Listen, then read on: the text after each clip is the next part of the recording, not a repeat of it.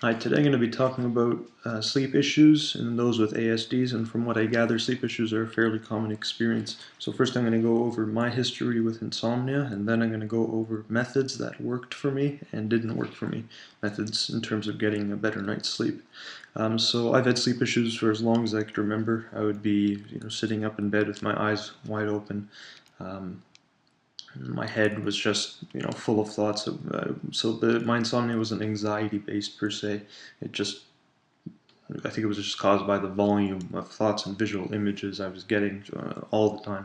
So I really in the sense was purely awake. I was not sleepy at all.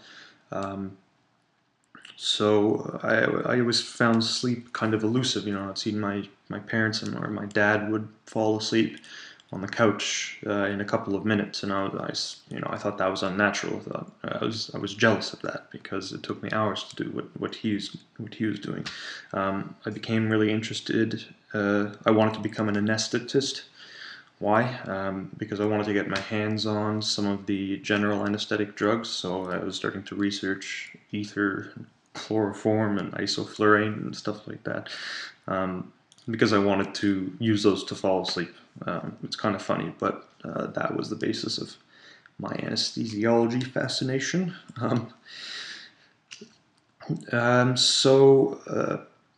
It was about grade 6 or 7 where the insomnia was getting to a point that I was significantly affected in the day. I mean, before that, I just had energy. It didn't really get me down or anything. But when I started getting older, then I started slowing down, and it became more of a problem.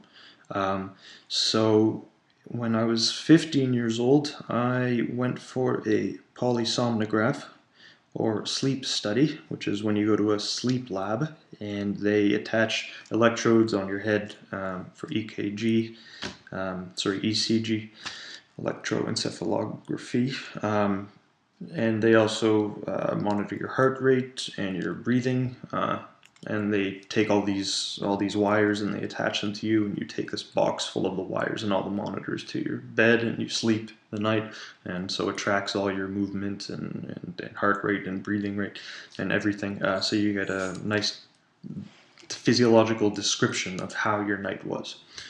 So I spent the night there, and in the morning, I got up and I went to the technician to take off the electrodes, and she says, "You only slept for 20 minutes." And she says, "It's surprising because I didn't believe you when you said you had insomnia when you walked in here. Because most people, when they say they have insomnia here and they come and actually lie down and go to sleep, even if they wake up and say, 'I didn't sleep all night,' they actually did sleep. They just didn't realize it. So this is called pseudo-insomnia, when people think they haven't slept, but in fact they have. But I didn't have pseudo-insomnia. I really just wasn't sleeping. I mean, I know if I fell asleep, right? It's not something that, I'm a very aware sleeper.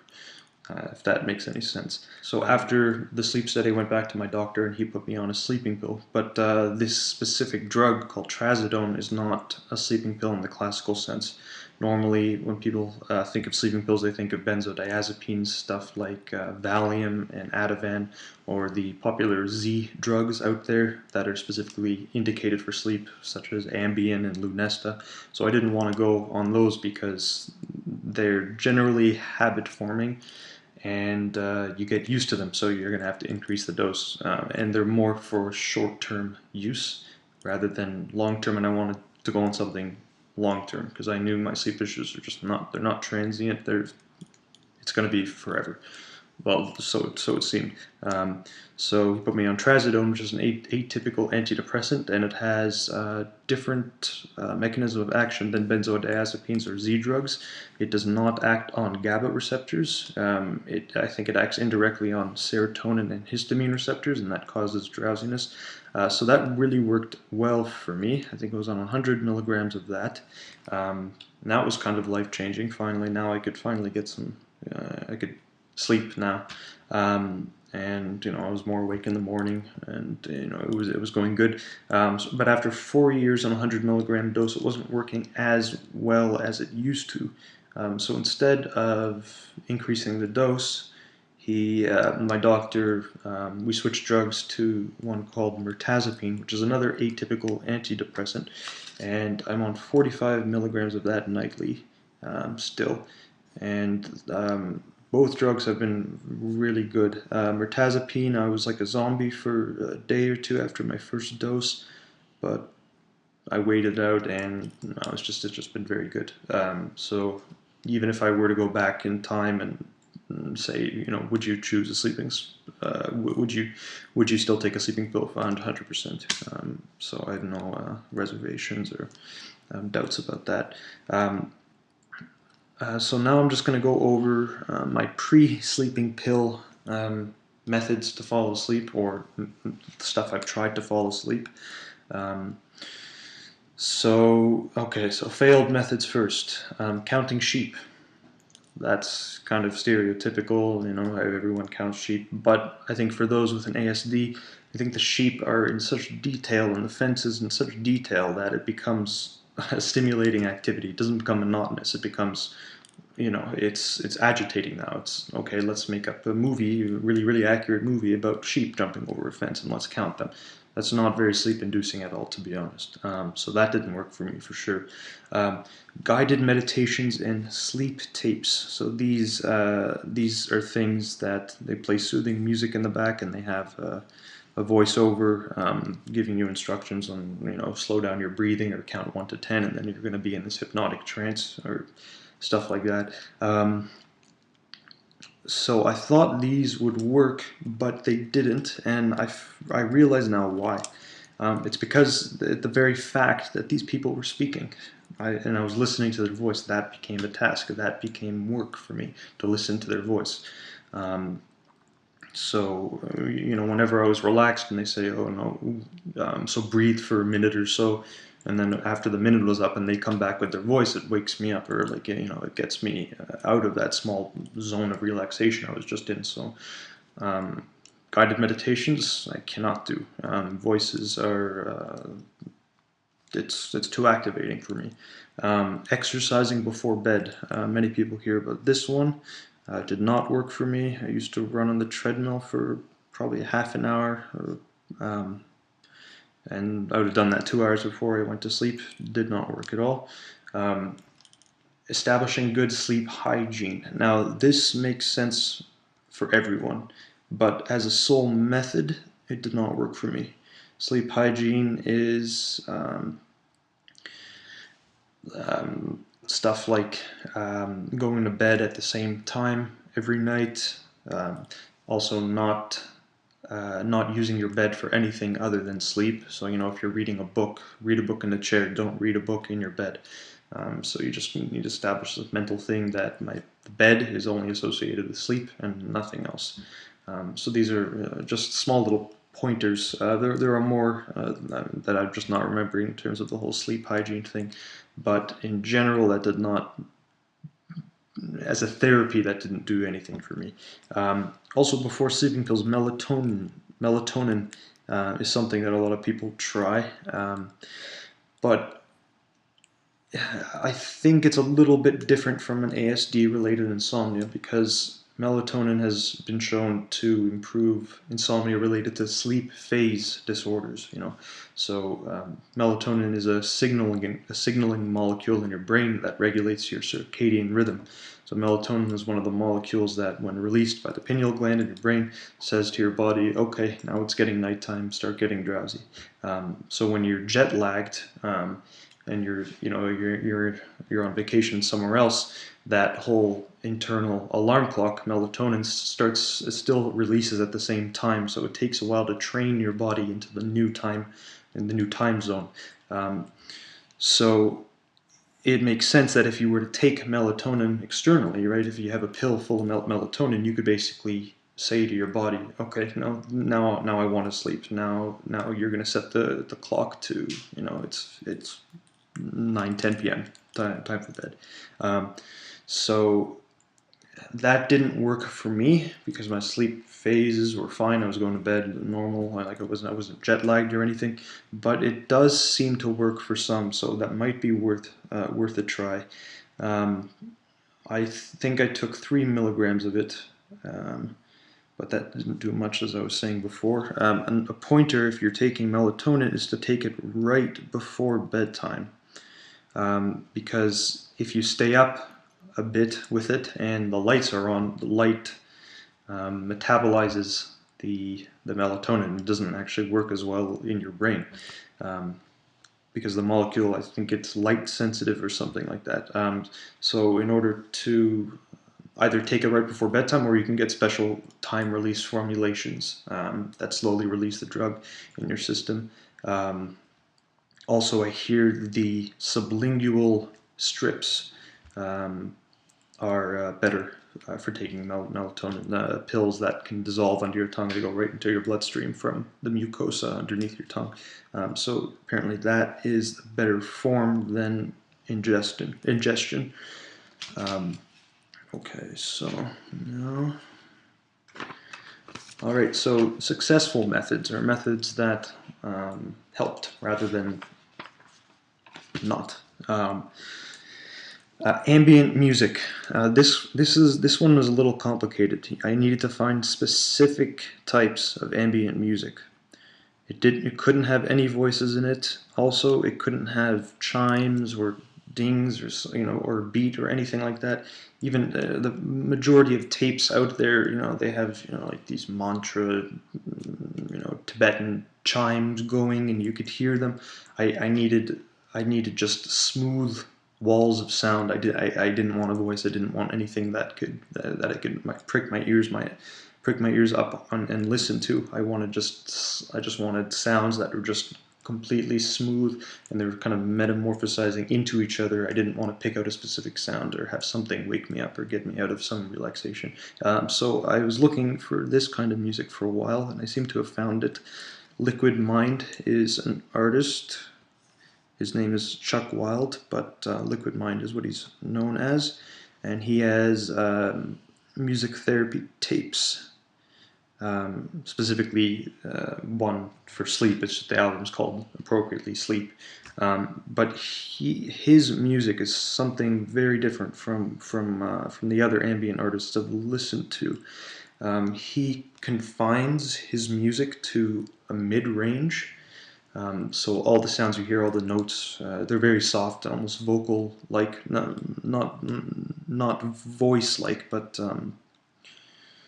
you have to listen to it to know what I'm saying. But he confines the key of his whole song to mid-range, so there's no high treble bits that would wake you up, and there's no deep bass that would also wake you up. So everything is just nicely confined to this mid-range. It's not surprising. There's never quick turns of song structure. It's just very, very smooth. So this is good. I liked this one, Liquid Mind. Other ambient music didn't do much for me. Also, progressive muscle relaxation. Now this is something interesting. You could get a guided meditation tape or sleep tape that has a voice that instructs you on how to do progressive muscle relaxation. But for me, once again, if I'm listening to voice, it's not. It's too activating for me. I'm thinking about what the voice is going to say. I'm prepared. I'm vigilant for the instructions. Right. I'm not in the mode to sleep. So for me, it was better to actually learn how to do progressive muscle relaxation on my own.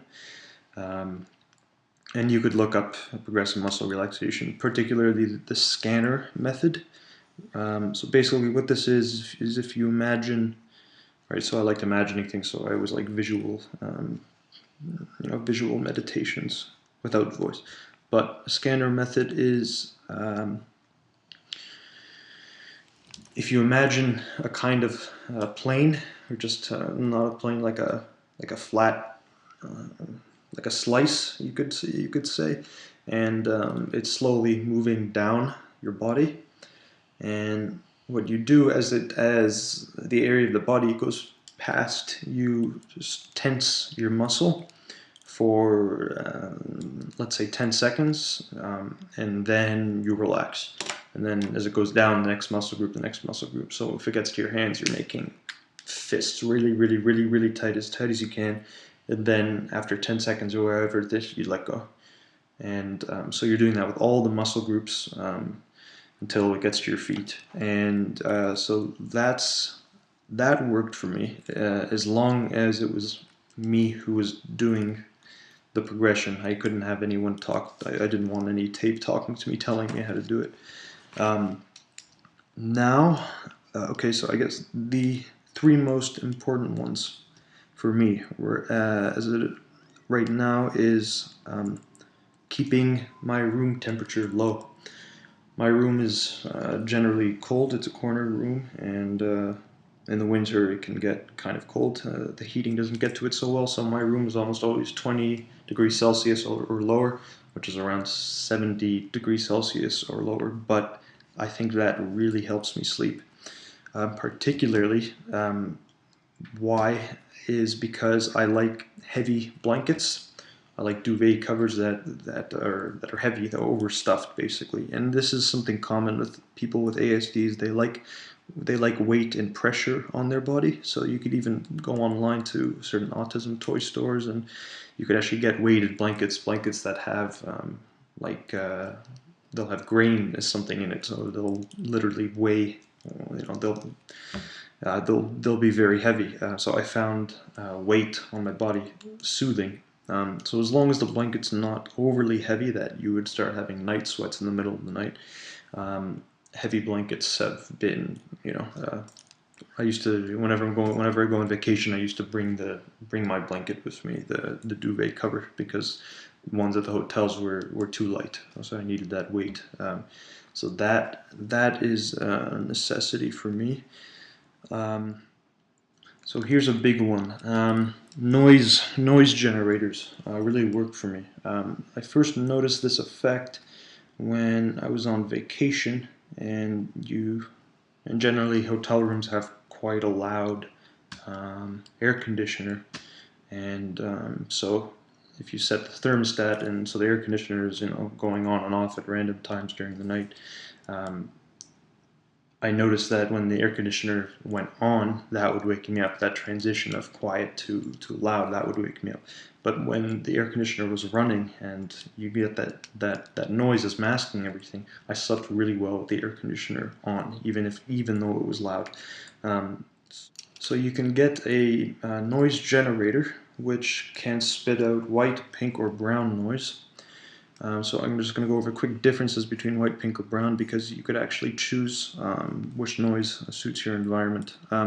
White noise is a noise that incorporates all the different frequencies that you can hear. So if you have, like an equalizer that you see in iTunes or something, well, imagine you had, instead of 10 buttons, imagine you had thousands and thousands of buttons that you could set the frequency to. So imagine you had a song or something that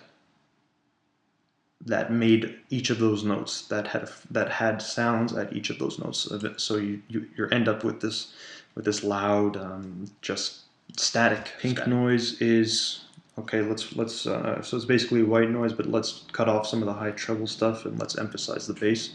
So it's not as harsh and piercing to your ears. It's a little bassier. And then brown noise is very bassy, so it's even more bassy than pink noise. I like brown noise the best. So how noise generators work is, since, for instance, let's say white noise, since whatever sound that could wake you from sleep is composed of different frequencies. If you're listening to a white noise generator, your ears are already being stimulated by the white noise. So whatever sounds that are in the house is being masked by the noise, because those are already hitting your ears, so you can't really differentiate the sound of, let's say, a cup being put down from a noise from white noise if it's being played loud enough. And that's another thing how it works. You're going to want to play it fairly loud and get used to the sound. But for some reason, like at least I noticed it in my brain, you can't hear it when you're sleeping. Like when you're dreaming, there's no hint of it. Your brain gets used to this constant noise, but the good part is the noise is continuing to mask the noises in your house that could potentially wake you up. And what's really uncanny is when I wake up in the morning and actually turn the machine off. Then you realize how loud it was. But up to that point, it's very, very good for masking things if it's played loud enough. And lastly, one thing is, now I don't know if this is a method, but it's a kind of interesting philosophy or mind game that you could do. Paradoxical intentions. When people get insomnia and they're angry at it, it is very frustrating, and sometimes when they're going to go try to fall asleep, they're going to be grumpy about it. They're just like they want it to prove to someone, like, just watch, I'm not going to sleep at all, right? They're telling them to that. They're telling that to themselves, so that's not particularly healthy. So what this whole paradoxical intention idea is to do is to kind of train your mind to say, well, I don't give a shit if I'm going to fall asleep or not, and actually believe it. So actually think it's okay to stay up till 6 a.m., right? You have to think, what's the worst that's going to happen? So I get tired of this, like, the world's not going to end. I'll be grumpy, at work or at school, but it's never as bad as what I think, it's going to be like. So the cool thing is that sometimes that'll work, right? If your brain accepts that it's okay to stay up late, then you're more relaxed and you're more likely to fall asleep. Paradoxically, that's what it is. I found that particularly important, especially when you start labeling your insomnia and sleep problems, because then it's almost like a self-fulfilling prophecy, that you say to yourself, I'm not going to fall asleep. So, I mean, that's a little vague one, but that's something interesting you can try, to reassure yourself that nothing bad, nothing terrible is going to happen from your one night of insomnia, or 2 nights, or 3 nights, whatever it is. You might feel crappy, but it's never going to be as bad as you think when you're in the midst of insomnia in the middle of the night saying, I should be asleep, I should be asleep. It's never going to be that bad. So in order to open your mind to all of these techniques, I think first you have to get that out of your head. First, you really need to believe in it, but don't believe in it too much, because when you believe in it too much, then you want to try to prove that these things work or don't work. It's kind of it's hard to describe, but be open but not too open to these things, and don't expect so much out of them, but they might help you. So anyway, I've spoken for way too long. I hope it wasn't vague, but there are some of the techniques that I've used to get a better night's sleep.